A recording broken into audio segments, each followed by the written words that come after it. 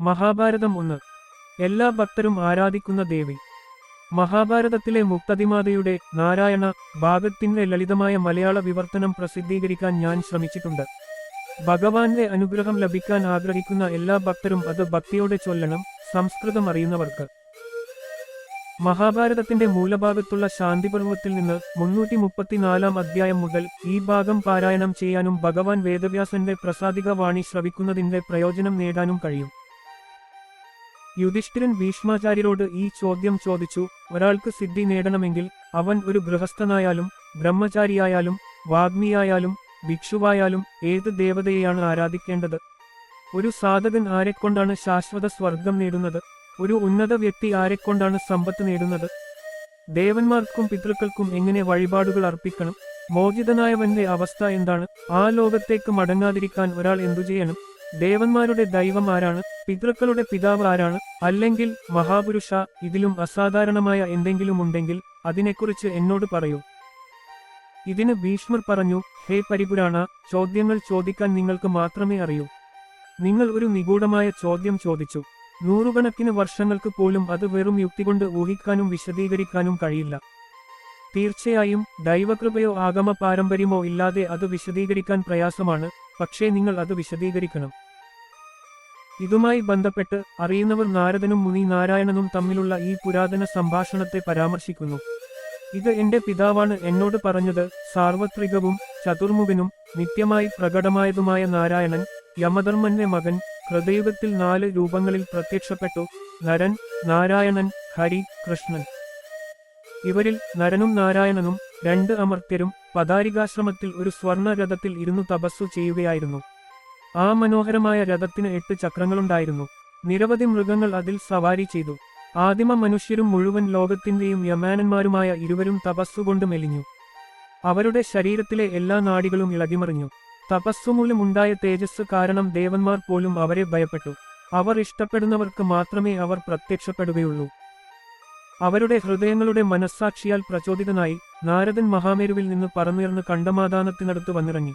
അവർ രണ്ടുപേരും സാധന ചെയ്തുകൊണ്ടിരുന്നപ്പോൾ അദ്ദേഹം വളരെ വേഗയുള്ളവനായതിനാൽ ആ മഹാന്മാരുടെ വാസസ്ഥലമായ ബദരി ആശ്രമത്തിലെത്തി. അപ്പോൾ അദ്ദേഹത്തിന് ജിജ്ഞാസ തോന്നി: ഇത് എല്ലാ ലോകങ്ങളുടെയും അടിസ്ഥാനമായ പരമോന്നത സ്ഥലമാണ്. ദേവന്മാർ, അസുരന്മാർ, ഗന്ധർവന്മാർ, കിന്നരന്മാർ, മഹാരാഗങ്ങൾ, ഈ ലോകങ്ങളെല്ലാം ഇവിടെയുണ്ട്.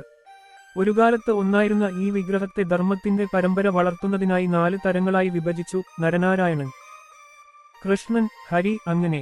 അപ്പോഴേക്കും കൃഷ്ണനും ഹരിയും എന്തോ കാരണത്താൽ മറ്റെവിടെയോ ആണ്. ഇവർ രണ്ടുപേരും ധർമ്മത്തിന്റെ വഴികാട്ടികളാണ്. അതിനാൽ അവർ തപസ്സു ചെയ്യുന്നു. ഇവയാണ് ഏറ്റവും ഉയർന്ന ധർമ്മം. അങ്ങനെയാണെങ്കിൽ അവരുടെ തെറ്റുകൾ എവിടെ നിന്ന് വന്നു? എല്ലാ ജീവജാലങ്ങളുടെയും പിതാക്കന്മാരായ വിജയിച്ച ഈ രണ്ടുപേരും ദേവന്മാരാണ്. ഈ മഹാൻ ഏത് ദൈവത്തെയാണ് ആരാധിക്കുന്നത്? ഏത് പിതാവിനെയാണ് ആരാധിക്കുന്നത് എന്ന് ചിന്തിക്കുക.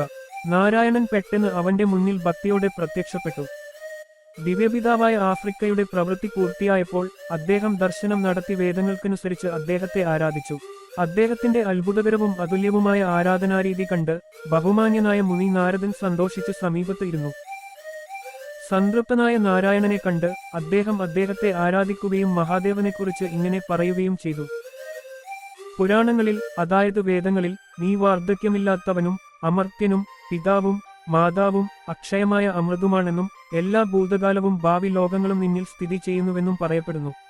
4 ആശ്രമങ്ങളിലെയും നിവാസികൾ, ഗർഭം ധരിച്ചവരെല്ലാം വിവിധ വിഗ്രഹങ്ങളുടെ രൂപത്തിൽ നിന്നെ ആരാധിക്കുന്നു. നീ മുഴുവൻ പ്രപഞ്ചത്തിന്റെയും പിതാവും അമ്മയും നിത്യ ഗുരുവുമാണ്. അതിനാൽ നീ ഏത് ദേവതയെയോ പിതാവിനെയോ ആരാധിക്കുന്നുവെന്ന് ഞങ്ങൾക്കറിയില്ല. ഹേ ഭാഗ്യവാനായ നീ ആരെയാണ് ആരാധിക്കുന്നതെന്ന് ഞങ്ങളോട് പറയൂ. ഭഗവാൻ പറഞ്ഞു: ഹേ ബ്രഹ്മനോദ, ഇത് നമ്മുടെ നിത്യരഹസ്യമാണ്. അത് അവാച്യമാണ്. ഹേ ഭക്തരെ, ഞാൻ നിങ്ങളോട് പറയുന്നു, അത് അങ്ങനെ തന്നെ. സൂക്ഷ്മവും അരൂപിയും അവ്യക്തവും സ്ഥായിയും സൃഷ്ടിക്കപ്പെട്ടതും ഇന്ദ്രിയങ്ങളും വസ്തുക്കളും ഇല്ലാത്തവനെ ആത്മാവ് എന്നും ജീവികളുടെ മണ്ഡലം അറിയുന്നവൻ എന്നും വിളിക്കുന്നു.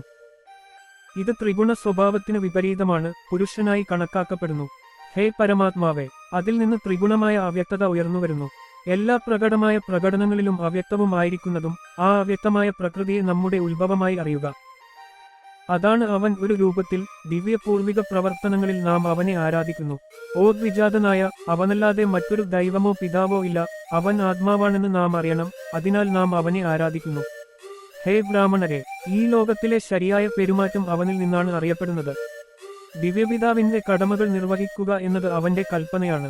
ബ്രഹ്മാവ്, രുദ്രൻ, മനു, ദക്ഷൻ, ഭൃഗു, ധർമ്മം, തപസ്, യമൻ, മരീചി, അങ്കിരസ്, അത്രി, പുലസ്യ, പുൽഹ്, ക്രതു, വസിഷ്ഠൻ, പരമേഷ്ടി, വിവസ്വന്തനു, സോമ, കർത്തമ, ക്രോധർ, വികൃതി, ഈ 21 പ്രജാപതികൾ അദ്ദേഹത്തിന്റെ പിൻഗാമികളാണ്.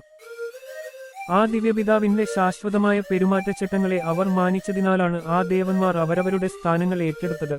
സ്വർഗ്ഗലോകത്തിലെ ജനങ്ങളും അദ്ദേഹത്തെ ആരാധിക്കുന്നു. യാഗങ്ങളിലൂടെ അദ്ദേഹം നൽകിയ പാത അവർ നേടിയിട്ടുണ്ട്. 17 ഗുണങ്ങളിൽ നിന്നും കർമ്മങ്ങളിൽ നിന്നും മുക്തരായവർ 15 യുഗങ്ങൾ ഉപേക്ഷിച്ച് മോചനം നേടുമെന്ന് ഉറപ്പാണ്. ഹേ ബ്രാഹ്മണരെ, മുക്തനായവന്റെ പാത ആ ക്ഷേത്രജ്ഞന് അറിയാം. അവൻ എല്ലാ ഗുണങ്ങളാലും നിറഞ്ഞവനും എല്ലാ ഗുണങ്ങളിൽ നിന്നും മുക്തനുമാണെന്ന് പറയപ്പെടുന്നു. ജ്ഞാനയോഗത്താൽ അവനെ കാണാൻ കഴിയും. നമ്മൾ രണ്ടുപേരും അവനിൽ നിന്നാണ് ഉത്ഭവിച്ചത്. അങ്ങനെ അവനെ നമ്മുടെ സ്വന്തമാണെന്ന് അറിഞ്ഞുകൊണ്ട് നാം ആ നിത്യനെ ആരാധിക്കുന്നു. വേദങ്ങളും സന്യാസിമാരും വിവിധ നാമങ്ങളിൽ അഭയം പ്രാപിച്ച് അവനെ ഭക്തിയോടെ ആരാധിക്കുന്നു. അവൻ തന്നെ അവർക്ക് പാത നൽകുന്നു. അവന്റെ മോചനത്തിൽ മുഴുകിയവർക്ക് മറ്റൊരു ഗുണമുണ്ട്, അവർ അവനിൽ പ്രവേശിക്കുന്നു. ഹേ നാരദ, ഈ രഹസ്യ കഥ നിന്നോട് പറഞ്ഞിരിക്കുന്നു. ഹേ വിപ്രാസ്യ, നീ ഭക്തനും സ്നേഹസമ്പന്നനും ഞങ്ങളോട് സമർപ്പിതനുമായതിനാൽ നീ അത് കേട്ടു. പഞ്ചരാത്ര ശാസ്ത്രത്തിന്റെ ഉത്ഭവം. ഭീഷ്മർ നാരദന്റെ കഥ തുടർന്നു. മനുഷ്യരിൽ ഏറ്റവും ഉത്തമനായ നാരായണൻ ലോകക്ഷേമത്തിന്റെ അഭയസ്ഥാനമായ മനുഷ്യരിൽ ഏറ്റവും മികച്ചവനെക്കുറിച്ച് ഇങ്ങനെ പറഞ്ഞു: അർത്ഥത്തിന്റെ ആവിർഭാവത്തിന് കാരണമായ നീ ലോകക്ഷേമത്തിനായി 4 രൂപങ്ങളിൽ ധർമ്മഗൃഹത്തിൽ അവതരിച്ചു. ഇപ്പോൾ ഞാൻ നിന്റെ യഥാർത്ഥ രൂപം കാണാൻ പോകുന്നു. ഹേ ലോകനാഥ, ഞാൻ ഗുരുവിനെയും മഹാനെയും നിരന്തരം സേവിച്ചുകൊണ്ടിരിക്കുകയാണ്. മറ്റൊരാളുടെ രഹസ്യം വെളിപ്പെടുത്തിയ ആളല്ല ഞാൻ. ഞാൻ നിരന്തരം വേദങ്ങൾ പഠിച്ചുകൊണ്ടിരിക്കുന്നു. ഞാൻ ഒരു സന്യാസിയായിരുന്നു. ഞാൻ ഒരിക്കലും നിരീശ്വരവാദിയാണെന്ന് നടിച്ചിട്ടില്ല. വേദങ്ങളിൽ പറഞ്ഞിരിക്കുന്നതുപോലെ വെള്ളം, പാദങ്ങൾ, വയറ്, മുകൾഭാഗം എന്നീ 4 അവയവങ്ങളെ സംരക്ഷിക്കുന്ന ഞാൻ ശത്രുവിനും സുഹൃത്തിനും തുല്യനാണ്. ഞാൻ എപ്പോഴും ആ യഥാർത്ഥ ദൈവമായ നാരായണന് കീഴടങ്ങിയിരിക്കുന്നു.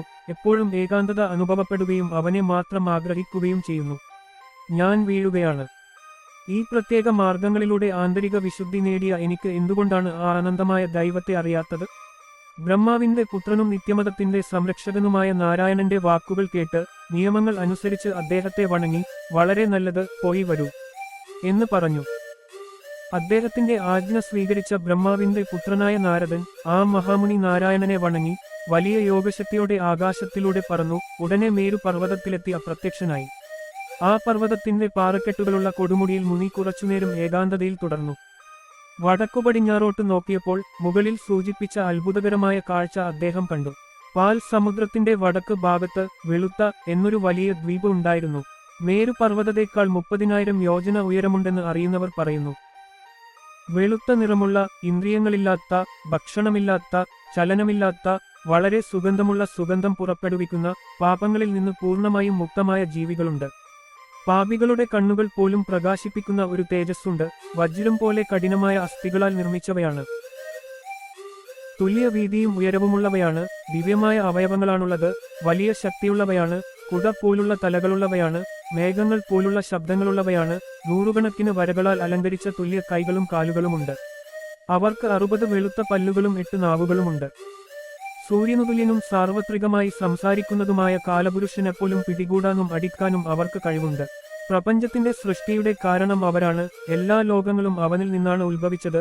വേദങ്ങളും ധർമ്മവും സമാധാനപ്രിയരായ ഋഷിമാരും എല്ലാ ദേവന്മാരും അവിടെയുണ്ട്. എല്ലാത്തിനും കാരണമായ ഭഗവാനെ അവർ ഭക്തിയോടെ ധ്യാനിക്കുന്നു. അപ്പോൾ യുധിഷ്ഠിരൻ ഭീഷ്മരോട് ചോദിച്ചു: ആ വെളുത്ത ദ്വീപിൽ താമസിക്കുന്ന മനുഷ്യർ എങ്ങനെയാണ് ബോധരഹിതരായത്? അവർ എങ്ങനെയാണ് വിശന്നും നിശ്ചലരായത്? അവരുടെ വിധി എന്തായിരിക്കും?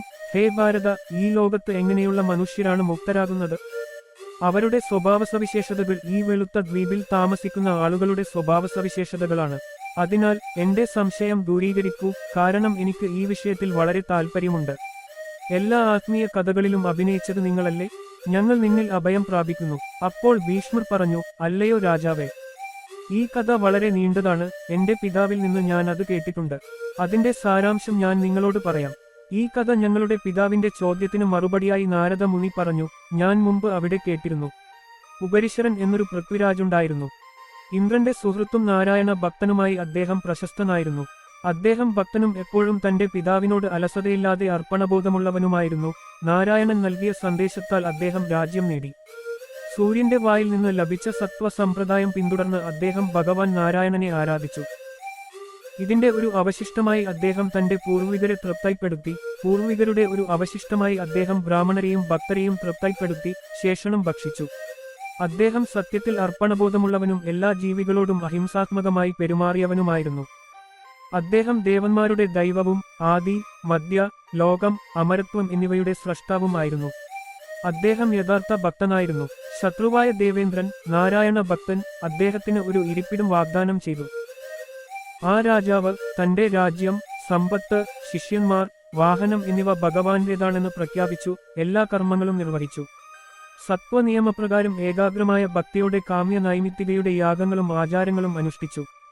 പഞ്ചരാത്രങ്ങളെ അറിയുന്നവരിൽ ഏറ്റവും മികച്ചവർ അദ്ദേഹത്തിന്റെ വീട്ടിൽ പ്രഭാതഭക്ഷണമോ ആദ്യ ഭക്ഷണമോ കഴിച്ചു. ആ ശത്രു രാജാവിൽ നീതിപൂർവം ഭരിക്കുന്ന അശുദ്ധമായ സംസാരം ഉണ്ടായിരുന്നില്ല. അദ്ദേഹത്തിന്റെ മനസ്സ് മലിനമായിരുന്നില്ല. ശരീരം കൊണ്ടുപോലും അദ്ദേഹം ഒരു പാപവും ചെയ്തില്ല. മേരു പർവ്വതത്തിലെ 4 വേദങ്ങളിൽ ഏറ്റവും മികച്ചത് ചിത്രശിഖണ്ഡി എന്നറിയപ്പെടുന്ന മുനി സമാഹരിച്ചു. ആ 7 മുഖങ്ങളിൽ നിന്നാണ് അതുല്യമായ ലോകമതം ഉയർന്നുവന്നത്. മരീചി, അത്രി, അങ്കിരസ്, പുലസ്യ, ബുല, ക്രതു, ശക്തനായ വസിഷ്ഠൻ ഇവയാണ് ചിത്രശിഖണ്ഡി. ഈ 7 പേരും പ്രകൃതിയാണ്. സ്വയംഭു 8ാമനാണ്. മുഴുവൻ ലോകത്തിന്റെയും ഉടമയാണ് അദ്ദേഹം. വേദങ്ങൾ അദ്ദേഹത്തിൽ നിന്നാണ് ഉത്ഭവിച്ചത്. ഭൂത, വർത്തമാന, ഭാവി ചക്രങ്ങളെ അറിയുന്ന ഒരു ഭക്തനും അചഞ്ചലനും നിയന്ത്രിതനുമായ ഋഷിയായിരുന്നു അദ്ദേഹം. സത്യമതത്തിന്റെ അന്വേഷകനായിരുന്നു അദ്ദേഹം. ഇതാണ് ഏറ്റവും നല്ലത്, ഇതാണ് ബ്രഹ്മം, ഇതാണ് പരമമായ ക്ഷേമം. തുടർന്ന് അദ്ദേഹം വേദങ്ങൾ രചിച്ചു. ഇത് ധർമ്മത്തെയും പിന്നീട് മോക്ഷത്തിനായുള്ള ആഗ്രഹത്തെയും സൂചിപ്പിക്കുന്നു. സ്വർഗത്തിലും ഭൂമിയിലും നിലനിൽക്കുന്ന വിവിധ മതപരവും ധാർമ്മികവുമായ തത്വങ്ങൾ അദ്ദേഹം മുന്നോട്ടുവച്ചിട്ടുണ്ട്. ആയിരക്കണക്കിന് ദിവ്യവർഷങ്ങൾ ഋഷിമാരോടൊപ്പം തപസ്യയിലൂടെ ഭഗവാൻ ഹരിയെയും ഭഗവാൻ നാരായണനെയും ആരാധിച്ച ശേഷം നാരായണന്റെ നിർദ്ദേശപ്രകാരം എല്ലാ ലോകങ്ങൾക്കും പ്രയോജനം ചെയ്യണമെന്ന ആഗ്രഹത്തോടെ സരസ്വതി ദേവി ഋഷികളിൽ പ്രവേശിച്ചു. പിന്നെ തപസ്യയെ അറിഞ്ഞിരുന്ന ദ്വിമുക്തൻ ശബ്ദത്തിനും അർത്ഥത്തിനും ഉദ്ദേശ്യത്തിനും അനുയോജ്യമായ ഈ ശബ്ദം ആദ്യം പരിശീലിച്ചു. ഓങ്കാര ശബ്ദത്തിന്റെ ശുഭകരമായ സ്വഭാവത്തെ അടിസ്ഥാനമാക്കി ഋഷിമാർ ആദ്യം ഉചിതമായ വേദം ജപിച്ചിടത്തെല്ലാം കരുണാമയനായ ഭഗവാൻ പ്രത്യക്ഷപ്പെട്ടു. അചഞ്ചല ശരീരമുള്ള ഭഗവാൻ ആ ഋഷിമാരിൽ സന്തുഷ്ടനായി പറഞ്ഞു, കോടിക്കണക്കിന് ശ്ലോകങ്ങളുള്ള ഈ വേദം നിങ്ങൾ രചിച്ചതാണോ? ഇതിലൂടെ ലോകത്തിലെ എല്ലാ നിയമങ്ങളും പ്രഖ്യാപിക്കപ്പെടും. ഈ വേദം ഋഗ്വേദം, യൗർവേദം, സാമവേദം, അഥർവവേദം എന്നിവയ്ക്ക് അനുസൃതമാണ്, അതിന്റെ ഉത്ഭവത്തിലും അവസാനത്തിലും.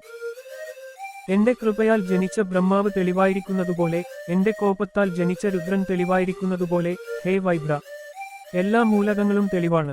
ഭൂത എന്ന പദത്താൽ വിളിക്കപ്പെടുന്ന സൂര്യൻ, ചന്ദ്രൻ, വായു, ഭൂമി, അഗ്നി, നക്ഷത്രങ്ങൾ, ഭൗതിക ബ്രാഹ്മണർ എന്നിവ അതത് വകുപ്പുകളിലെ തെളിവാണ്. അതുപോലെ ഈ മികച്ച വേദവും. ഇതാണ് എന്റെ കൽപ്പന. സ്വയംപര്യാപ്തരായ ജീവികൾ അതിൽ നിന്നുള്ള നിയമങ്ങൾ പാരായണം ചെയ്യും. ശുക്രനും ബൃഹസ്പതിയും ജനിക്കുമ്പോൾ നിങ്ങളുടെ ബുദ്ധിയിൽ നിന്ന് ജനിച്ച ഈ വേദം അവർ പ്രസംഗിക്കും. സ്വയംഭു, ശുക്രാചാര്യൻ, ബൃഹസ്പതി എന്നിവർ ലോകമെമ്പാടും വ്യാപിക്കും. ബൃഹസ്പതിയിൽ നിന്ന് അദ്ദേഹത്തിന് ലഭിക്കുന്ന വസുര രാജാവ്. ആ രാജാവിനെ ബഹുമാനിക്കും. അവൻ എന്റെ ഭക്തനാകും. അവൻ എല്ലാം ചെയ്യും. ഈ വേദത്തിൽ നിന്നുള്ള അവന്റെ സൃഷ്ടി. നീ രചിച്ച ഈ വേദം എല്ലാ വേദങ്ങളിലും ഏറ്റവും പ്രധാനപ്പെട്ടതായിരിക്കും. അത് പരമോന്നതമായി കണക്കാക്കപ്പെടും. അതിന് അർത്ഥവും പുണ്യവുമുണ്ട്. അത് ഒരു നല്ല രഹസ്യമായി കണക്കാക്കപ്പെടുന്നു.